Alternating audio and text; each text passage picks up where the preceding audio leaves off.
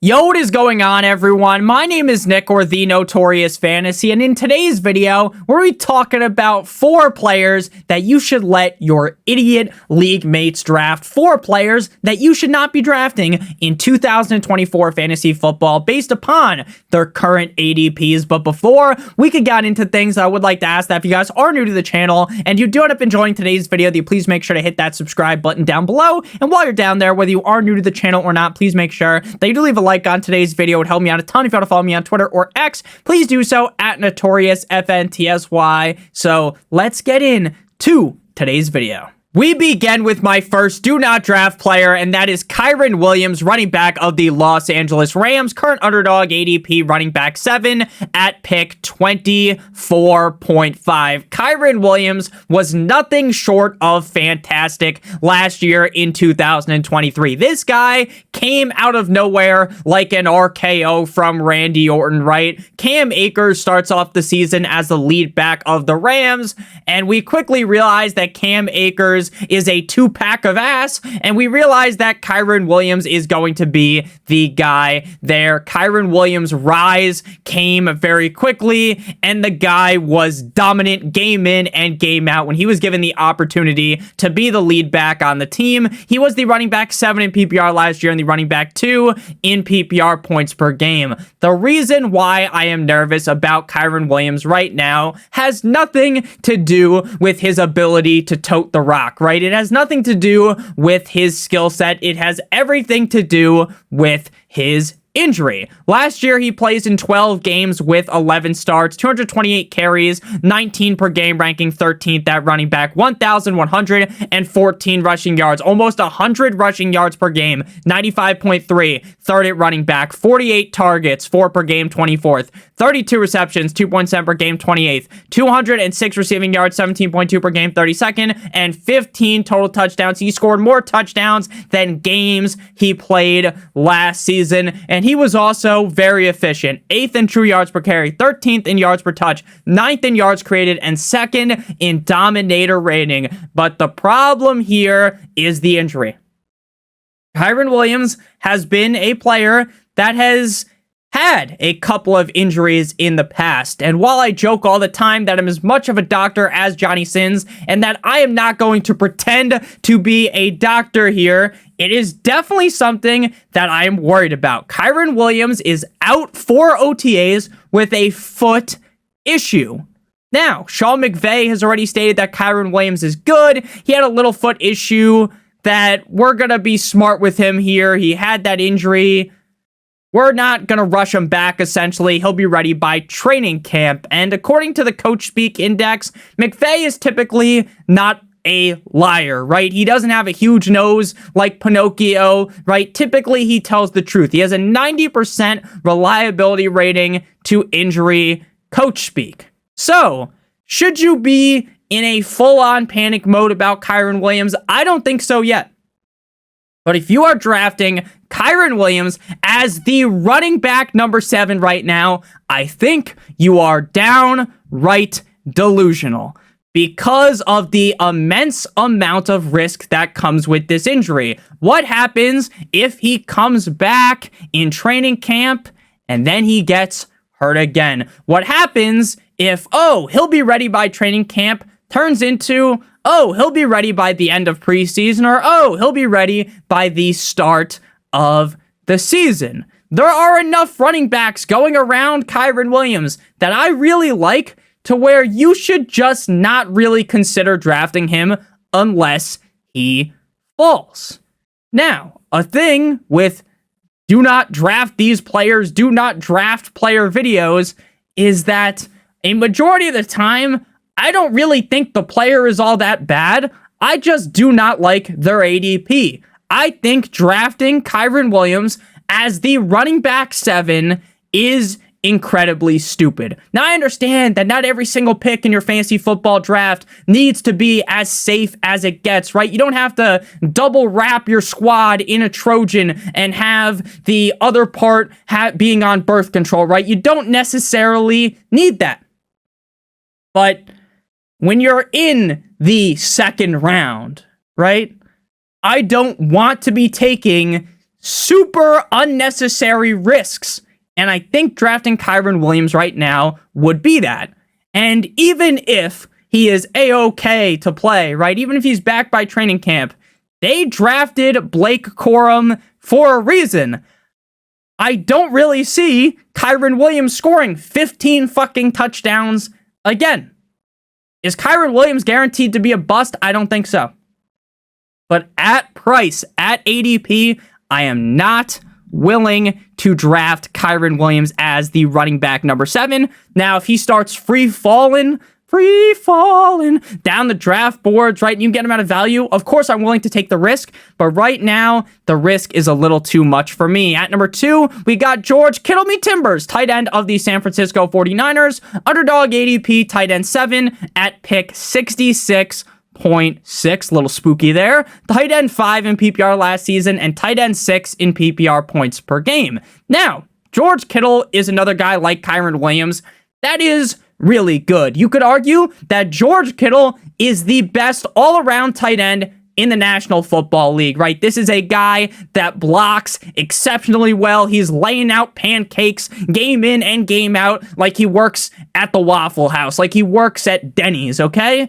But the problem with George Kittle is twofold for fantasy football. For one, he is in an offense that is loaded to the gills. When you have a running back like Christian McCaffrey, who can catch passes, run in between the tackles, run outside the tackles, when you have Deebo Samuel, who can catch passes, run the ball, when you have Brandon Ayuk and George Kittle, there are going to be ups and downs in this offense, and in a lot of games, because George Kittle is such a phenomenal blocker, which is the second fold here in this scenario, it makes George Kittle incredibly unreliable. Now, no longer do you have to draft him as a top 3 tight end, so in a way, that does feel a little bit better, but at the same time, while the guy's stats are always going to be solid, while he's always going to be uber efficient, right? First in yards per target, first in yards per reception, first in yards per team pass attempt, first in expected points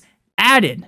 He was first in receiving yards, over 1,000 receiving yards, 63.8 per game. He was second in total touchdowns, 10th in receptions, 10th in targets with 16 games played. The problem with George Kittle is this guy is as unpredictable as it gets every single week. There are going to be games where he is going up against the metaphorical 85 Bears, right? Where he's going up against a monster squad on defense. He's going up against the AFC All-Star team on defense. And he goes out there and drops his nuts in the mouth of the defense. He scores 20 plus fantasy points, right? He plays in the toughest matchup and he makes it look simple. He makes it look easy, right? And then the next game, he's playing up against me, right? I am guarding George Kittle, which I obviously cannot do. And for some reason, I am able to lock him up, right? For some reason, even in the most cupcake, soft serve ice cream matchup, Kittle will disappoint. And that's because there's so many cooks in the kitchen and because he is so proficient in blocking, right? It's great. It keeps him on the field, but he's blocking a lot. If we read off his game logs from last season, this will truly solidify my point. Do I think George Kittle is bad by any means? No, but I don't want to draft George Kittle as the tight end 7 when there are so many other tight ends going around the range of George Kittle or even behind George Kittle like Jake Ferguson, like Easy Evan Ingram that I just like better because I don't feel like I have to worry as much about them game in and game out. To start off the season last year, Kittle scores 4.9 PPR points, follows it up with 6, then 16. It's like, oh, look at that. Better every single week. And then after that, he takes a dump on your chest, right? Cleveland steamer on your fucking face. 1.9 fantasy points. You're like, you know what? What is happening with Kittle? And then he scores 27 points the next game. Then 1 point. Then 13. Then 23, 20, 22. Something he doesn't normally do. Rip off 3 solid games in a row. Last season, if you're watching my channel, I was praising the fantasy football gods. I was saying, hallelujah! Kittle finally did it for multiple games in a row. And then guess what? Right after that, 4 points. 10, 16, 7, 19, 5. I understand the tight end position is volatile in fantasy football. I get that having a guy with the upside that Kittle possesses to drop the 20-plus point game at the tight end position is great and all. But at the tight end number 7, to me, I just like the other guys better. I would rather reach a couple of picks and get my Dalton Kincaid. I'd rather wait till the next round and get my Evan Ingram, get my Jake Ferguson even later. Because again, I think they all have the same upside weekly, and I feel like the other guys are just going to end up being a little bit more consistent. Again, these first 2 guys, Kyren and George Kittle, this isn't meant to be a hit piece on these guys. I like both of these tight ends, or both of these players. I like Kittle and Kyren. I think they're both very talented, but based upon ADP right now, based upon situation, I just don't want to be drafting them. At number 3, we're halfway into the video. If you guys have enjoyed this far, hit that subscribe button down below like it owes you money. If you are new to the channel, and whether you are new to the channel or not, make sure you leave a like on today's video. Very nice, I like. Shout out to my guy Borat. So DeAndre Swift, running back, Chicago Bears, underdog ADP running back 22 at pick 85.8. DeAndre Swift goes from the Lions to the Eagles last season, and it's like, okay, in Philadelphia, what are we going to see out of DeAndre Swift? He looks fine, right? He doesn't look like Megan Fox in Transformers, the original movie, right? But he's not terrible, right? He's just okay. Running back 20 in PPR, 24 in PPR points per game, 16 games played, 229 carries, 14.3 per game, 12th at running back. He's 5th in rushing yards, 65.6 per game, with one of the best offensive lines in the National Football League. 49 targets, 3.1 per game, 22nd, 39 receptions, 2.4 per game, 21st, 214 receiving yards, 28th at running back, and 6 total touchdowns, 24th. One of the biggest frustrations with DeAndre Swift last season was that the team would mosey their way up to the goal line. And then the tush push would occur. So it didn't matter if DeAndre Swift was really having a great game, right? He's really coming out of his shell, going balls to the wall, from the windows to the wall, right? Having this huge performance. Once you're knocking on the door, the ball was going to Jalen Hurts, which I think might be a little bit different this year with Saquon Barkley because Jason Kelce's gone, but that is a point for a different video. We don't really need to talk about the Eagles here anymore, just DeAndre Swift's stats for them last season. In terms of efficiency, not the best for Swift. 28th in yards per touch, 51st in yards created per touch, with the 4th best run blocking rating at the running back position. He is now on the Chicago Bears with a solid offensive line. I'm not going to sit here and whip the knee pads out and give the gawk 9,000 special to the Bears offensive line. They're not awful. I wouldn't categorize them as a top 5 line. They're probably top 16, top 12 in that range. Not pushovers, not the best in the National Football League. So if DeAndre Swift was not the most efficient running back, with one of the best offensive lines in the NFL, with not the most competition around him, Kenneth fucking Gainwell, guys like that, what happens now when you get jolted into an offense with a worse offensive line objectively? With a running back room, again, I get Nick, Khalil Herbert, Roschon Johnson. These guys aren't the sharpest knives in the cupboard. These aren't the best running backs ever. I know.